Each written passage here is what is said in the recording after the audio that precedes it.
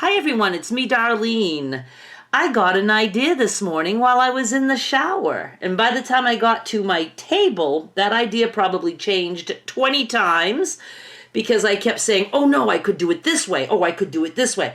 And I sat down and I was like, maybe I should practice before showing them, but I just don't want to do this twice, so I, just, laid a couple things down to see if I thought I would like this, and I think I'm going to like it. I hope, and I'm excited to do this, so I thought I would turn the camera on. Here's what we're going to do.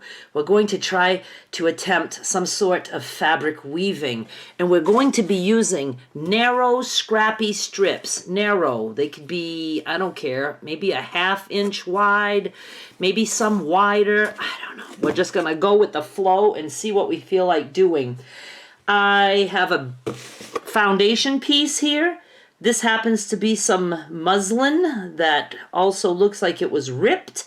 And I don't even know what size it is. I don't know if that matters necessarily, but let me tell you, it's about 9 inches square. And then I have some fabric strips. And I'm going to lay some strips this way. And then my idea is to tack them down with the sewing machine. And then we're going to start putting strips this way. Now these are raw edge, and that's okay. To finish it, I was thinking of top stitching either with a zigzag, or I could test my newly repaired machine and maybe do some decorative stitches. I don't know. And it's okay if it's got raw edges, even if you want to just finish with a straight stitch. So here's the deal. I'm just laying strips down, but I think I would like to secure one end with a little bit of glue stick. And if the strips are, wonky, like narrow, they're tapered and then wider on one end, that's okay too, because I'm sure I can find another strip. Like, let's say, for instance, if I would have had this here. This is quite wonky. So maybe I could have found an equally wonky one and put the wide part this way. Oh my God, let's do that now that I did that.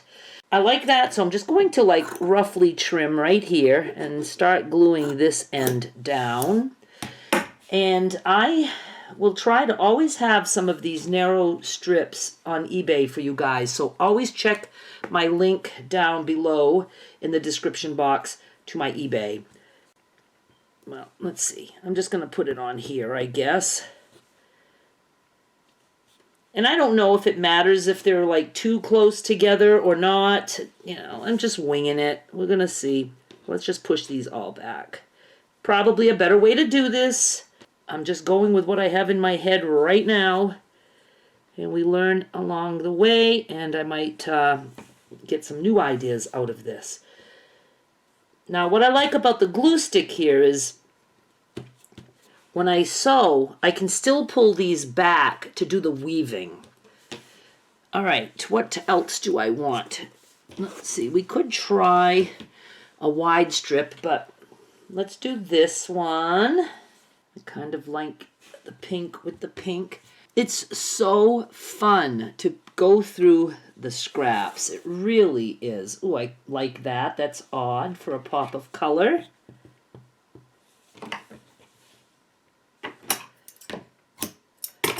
Let me just continue building on this.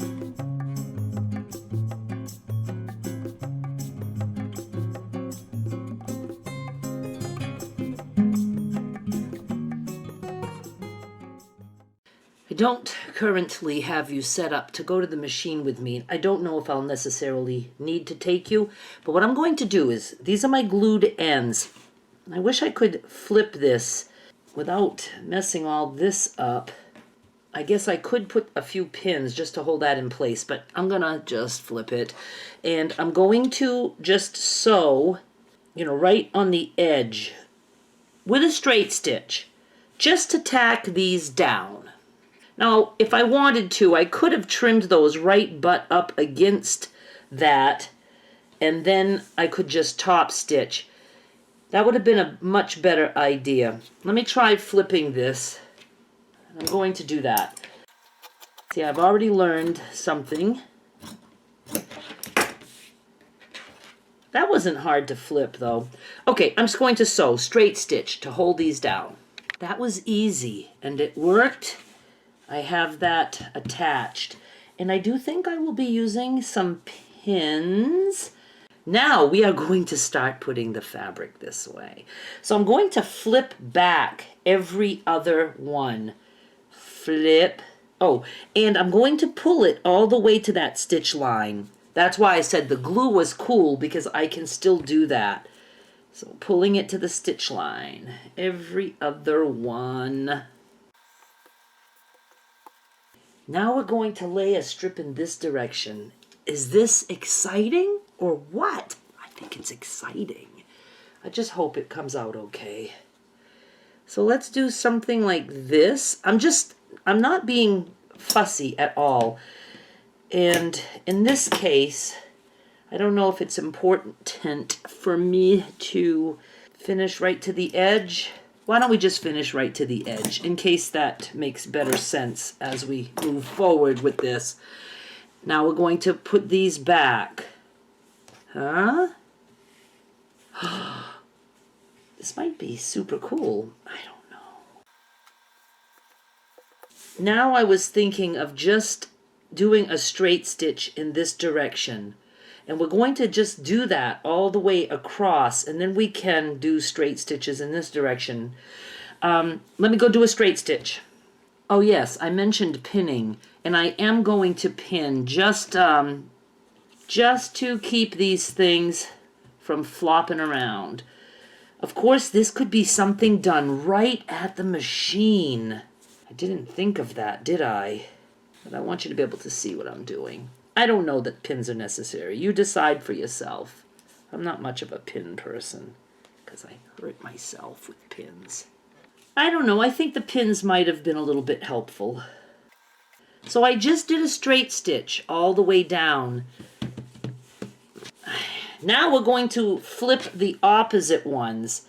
So this one has that strip going on it. So now we're going to do this and move that out. And then every other one goes out. And now there's no glue, so it's easy to move it all the way back. Likey that. Now we need another strip going this way.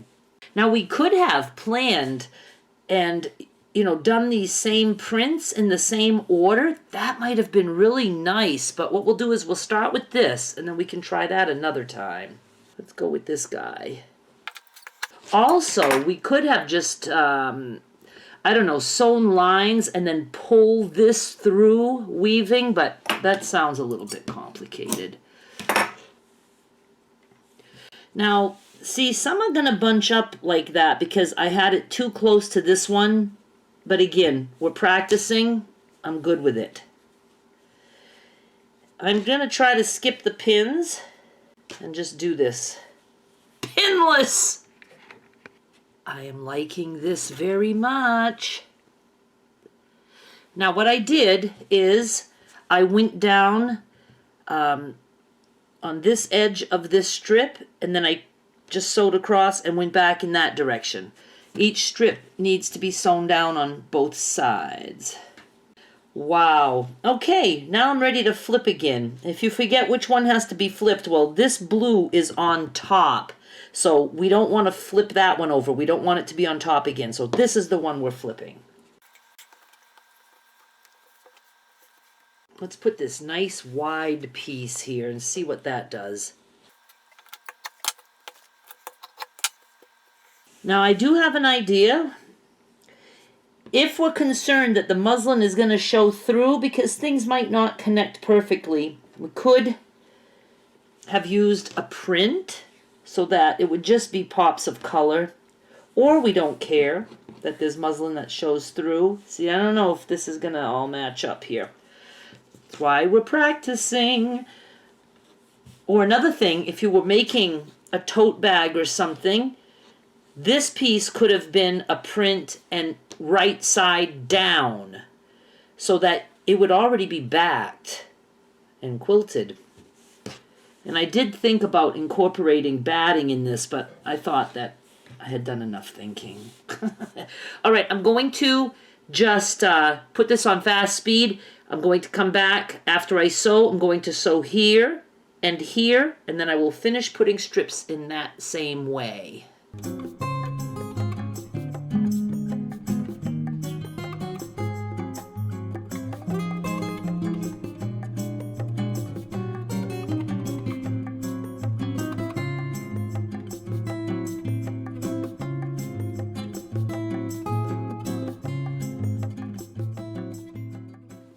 I'm done. I'm about to trim this, but I wanted to tell you a few things that I learned. Oh no, we can't trim yet. We have to stitch in the other direction. I forgot about that. And we must do that. I just don't know. I'm not going to do any decorative stitching at this point, but I do want to turn this into a hot pad, a ragged hot pad. So you're going to have to come back. It'll be the next video. But what I'm going to do now is I'm just going to go stitch up and down every row that has, you know, the raw edges. A few things that I learned. I don't think it matters if the fabric shifts a little bit because there's always another row coming in. You know, I can see like my foundation here and there, but that's not a big deal at all. As a matter of fact, I thought it might be cool sometime to use a print right side up and purposely space out these strips. We're going to try all kinds of things. I just think this is just too fun. Okay, let me go sew up and down and then we will trim. I did that. Everything is stitched down. Now there's a lot of stitching, so I thought if you want, I would practice doing this, what I just did, but we could like lay down, you know, 2 strips at a time and then do zigzag or decorative stitching and catch all those raw edges at once. I don't know if that makes sense. It might make sense to you more if you actually try this. The other thing, I absolutely did some tugging and shifting while putting these together to try to make it work. None of that shows. You might even get some puckers. I don't think any of that shows. It's very busy. What I love is the idea of doing plaids with this. See, this is what the back side looks like. We could have done really bright threads or a variegated thread or different color threads, if you don't mind changing thread, to just, you know, have the sewn lines pop, especially since they're straight stitch. Mine are gray, so they don't really show that much at all. Or again, you can do decorative stitching. Another thing, when you're done, do flip it over and make sure you go all around the edge of your foundation piece. Now I'm going to use this side to trim because that foundation was a square, somewhat perfect, I don't know. And I'm not trimming the stitched line that I did right up to the edge because I want that line to hold everything together.